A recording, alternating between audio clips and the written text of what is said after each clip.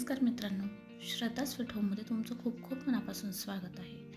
आजचा व्हिडिओ अगदी छोटा आहे, पण छोटा असला तरी खूप महत्त्वाचा आहे.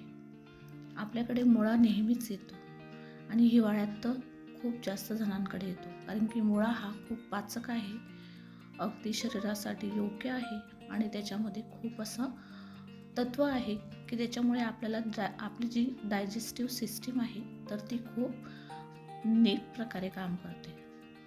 तर असाच हा मुळा आणि मुळ्याचा पालासुद्धा. तर मुळ्याचा पाला तो सुद्धा खूप छान लागतो. त्याच्यात आपण चटणी मीठ टाकून साधा ठेचाही करू शकतो. पण अशा पद्धतीने जर करणार तर सगळे लहान मोठे खूप छान आवडीने खातील. चला तर मग मुळ्याचा पाला करूया. तेल घेतलं, थोडंसं जिरं मोहरी टाकलं, लसूण टाकला. तुम्हाला चटणी हवी असेल तर चटणी टाका. मी हिरव्या मिरच्या टाकलेल्या आहेत थोड्याशा आणि थोडीशी चटणीसुद्धा टाकलेली आहे. थोडासा हिंग टाका, थोडासा कढीपत्ता टाका आणि आपले रेग्युलर मसाले, हळद, धना पावडर आणि थोडासा गरम मसाला आणि हे छान पद्धतीने परतून घ्या. आणि जो मुळ्याचा पाला असेल तर तो बारीक चिरून त्याला आपण गरम पाण्यामध्ये उकळून घ्या आणि घट्ट पिळून घ्या. आणि हा घट्ट पिळलेला मुळ्याचा पाला तो त्या फोडणीमध्ये टाका. फोडणीमध्ये टाकल्यानंतर त्याला छान असा कडकडीत फोडणी दिल्यानंतर त्याला तेलामध्येच 5 मिनटं परतवा, जेणेकरून त्याचा जो ओला भाग आहे किंवा ओलावा आहे तर तो छान क्रंचनेसमध्ये बदलेल किंवा कुरकुरीतपणामध्ये बदलेल. आणि बस याच्यामध्ये थोडं थोडं बेसन पीठ टाका आणि बेसन पीठ टाकल्यानंतर मग त्याला खूप कोरडा होईपर्यंत थोडं बेसन पीठ घालत राहा. पण काही जणांकडे थोडासा ओलसरही खाल्ला जाईल, काही जणांकडे अगदी कोरडा खाल्ला जातो.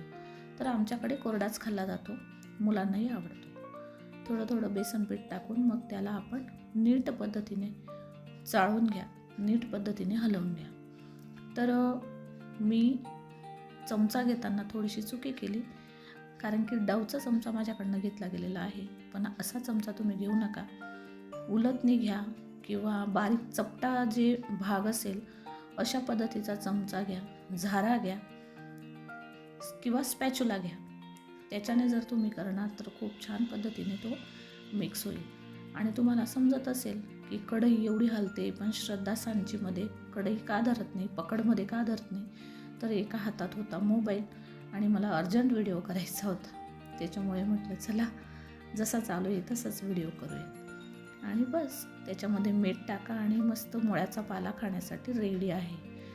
तर अशा पद्धतीने करणार तर नक्की तुम्हाला आवडेल आणि तुम्ही सुद्धा करा आणि मला छान गोड अशा कमेंट द्या. तुम्हाला जर व्हिडिओ आवडला असेल तर प्लीज लाईक करा, सबस्क्राईब करा, व्हिडिओ शक्य होईल तेवढा शेअर करण्याचा प्रयत्न करा. तर अगदी छोटासा व्हिडिओ होता आजचा. पुन्हा भेटूया. आजचा व्हिडिओ पाहिल्याबद्दल खूप धन्यवाद.